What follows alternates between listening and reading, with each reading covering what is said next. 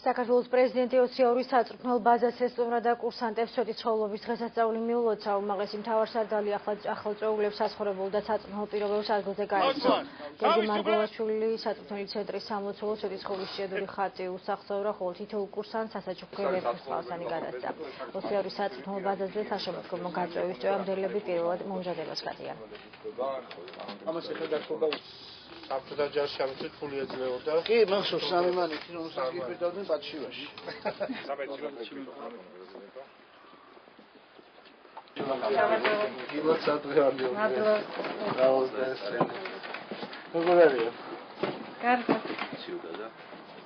პირველ რიგში მინდა ყველას მოულოცოს სვეტი ცხოვრება, მოგილოცოთ და გისურვოთ ბედნიერება, დღეგრძელობა და ჯანმრთელობა ყველას.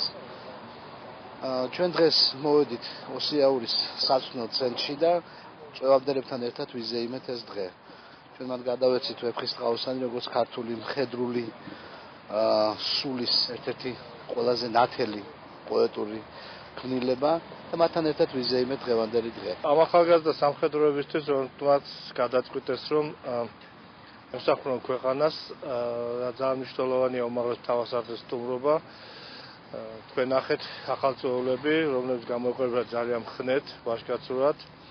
მათ სულ ჯერ მხოლოდ 3 დღედან 1 კვირამდე აქვთ ნამსახურები, თუმცა ძალიან შემართებით არიან.